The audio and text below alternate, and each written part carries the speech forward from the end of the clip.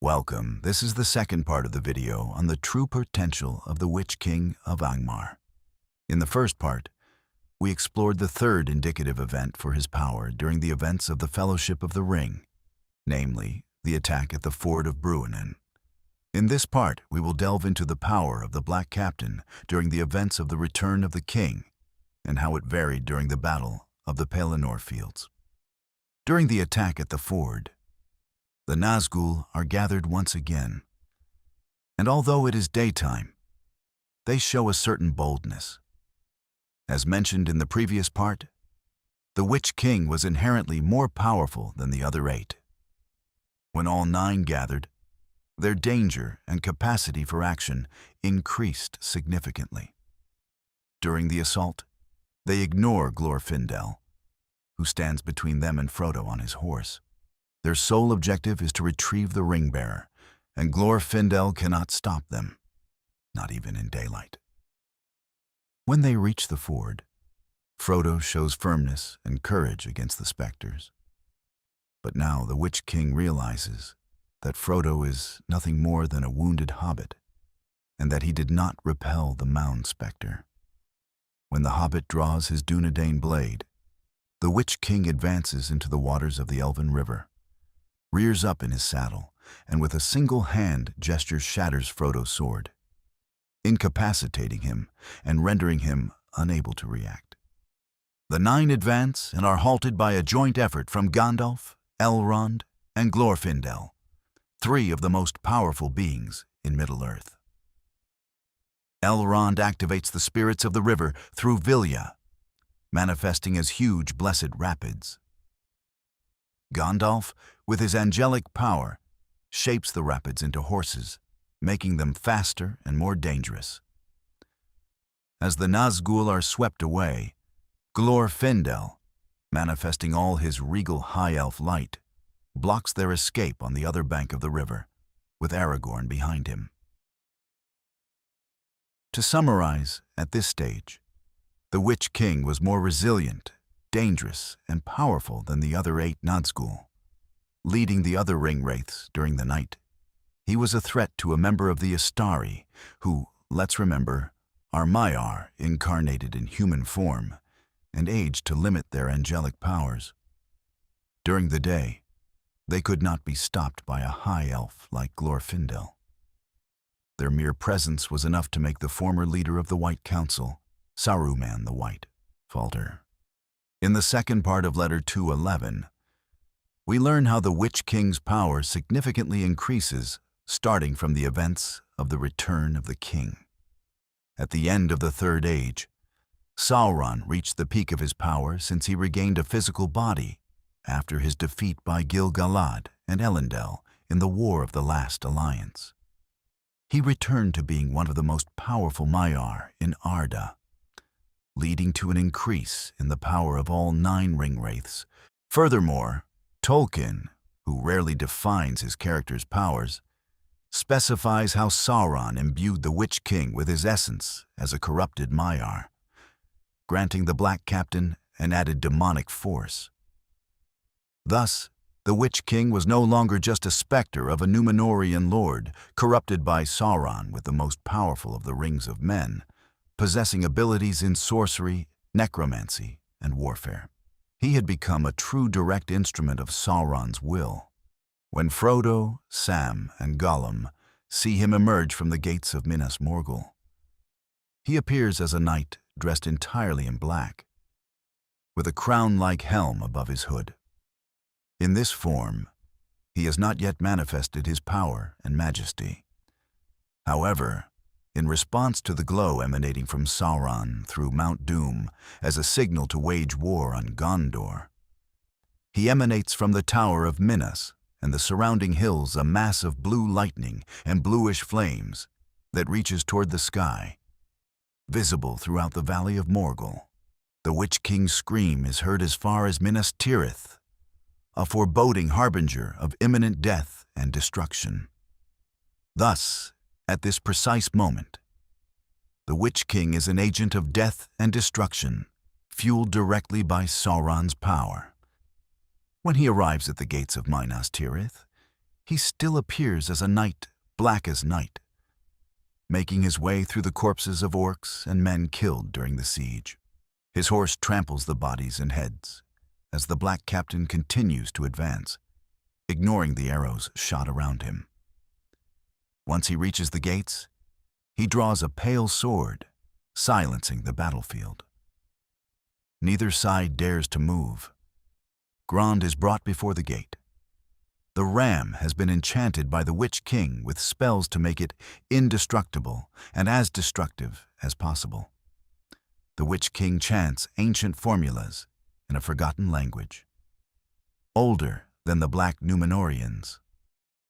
He raises his sword, striking 3 blows into the air, corresponding to 3 hits from the ram. At that moment, he was weakening the gates of Minas Tirith.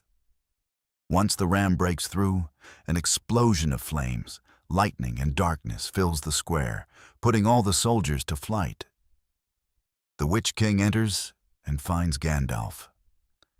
The Black Captain has no idea about the wizard's enhancement in his white guise, but remembers the confrontation at Weathertop. Instead of fleeing or calling the attention of the other 8 Nazgul, he removes his hood, revealing a regal crown suspended in a void filled only by 2 scarlet eyes and flames burning fiercely. Instead of retreating, he calls Gandalf an old fool and declares himself death itself, raising his sword that illuminates as flames course through its blade. The imminent clash is interrupted by the arrival of the Rohirrim, and as we all know, the Witch King will meet his end at the hands of Eowyn and Merry. The Black Captain strikes Eowyn with his mace, shattering her shield, tearing her chainmail, and breaking her arm in one blow. Merry stabs him in the calf with the dagger of the tombs, causing him great pain and temporarily breaking the spell that enveloped him, rendering him vulnerable to Eowyn's strike. Many say that the Black Captain was, despite his power, far inferior to the power of the High Elves or the Istari. However, they overlook fundamental details. The Witch King does not show the flames and sword he wielded in the confrontation with Gandalf during the battle with Eowyn. In his arrogance, he believed himself unbeatable and considered a woman merely an insect compared to him.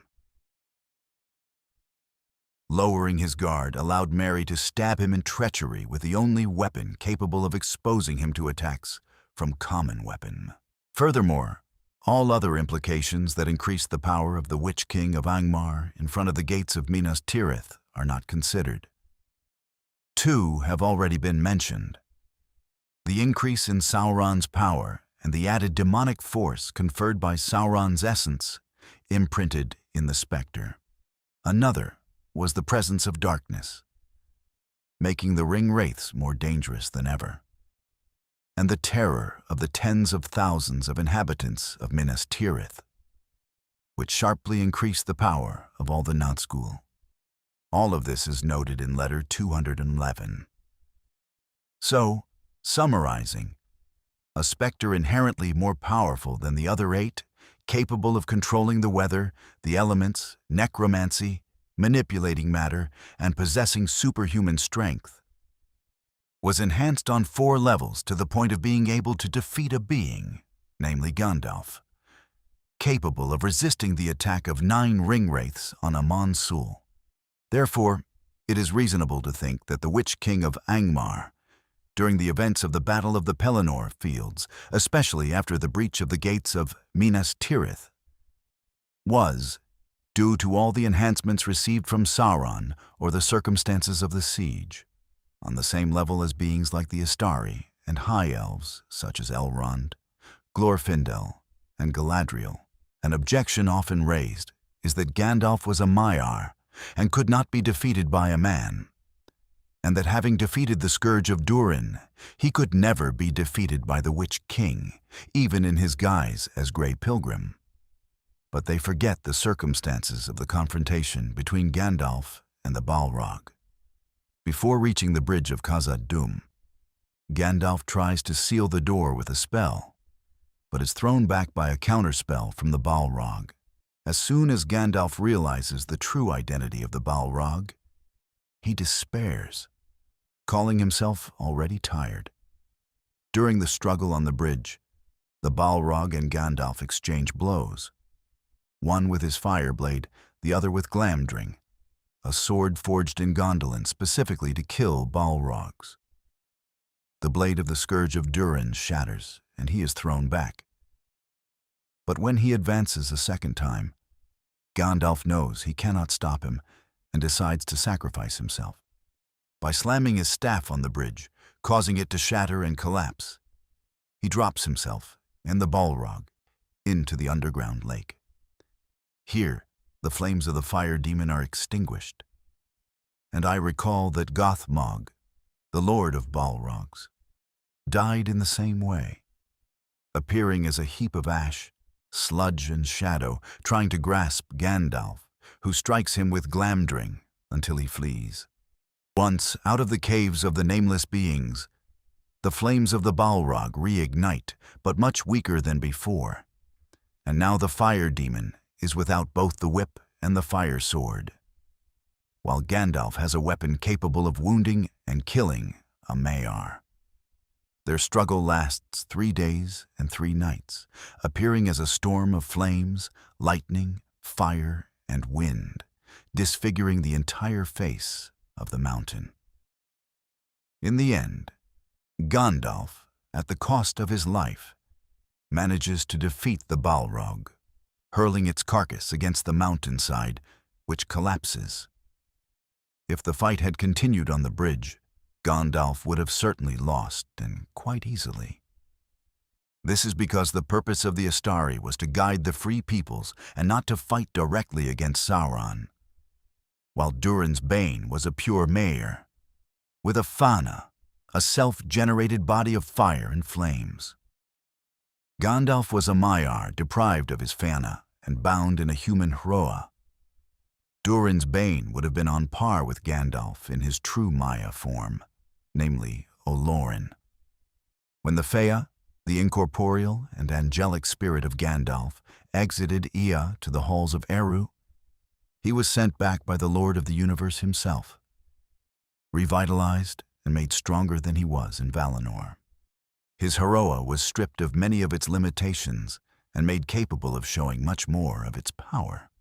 Returning to the main discourse, the Witch King, under those specific circumstances, would have been able to defeat Gandalf the Grey, as suggested by Denethor's words in Chapter 4 of The Return of the King, but not Gandalf the White. If the confrontation had continued, the White Wizard would have defeated the Black Captain.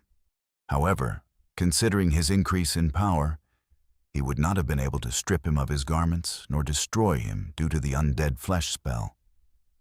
The Nazgul would have fled to return with the other Nazgul on his winged beast.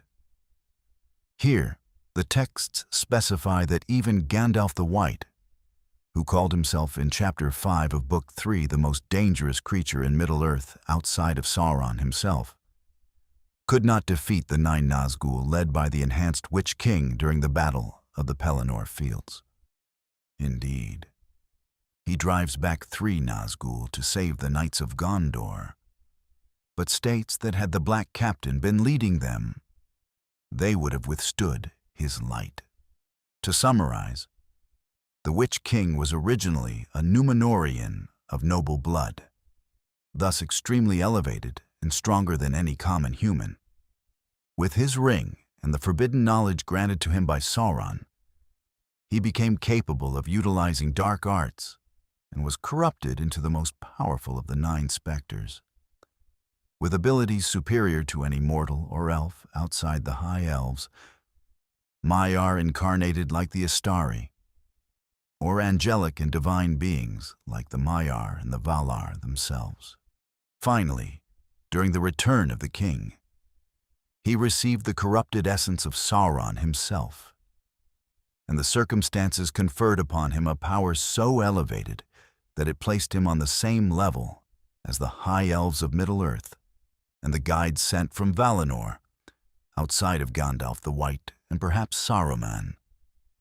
However, alongside the other 8 specters, he would have been capable of even breaking the White Wizard. Thank you for watching, and see you in the next video.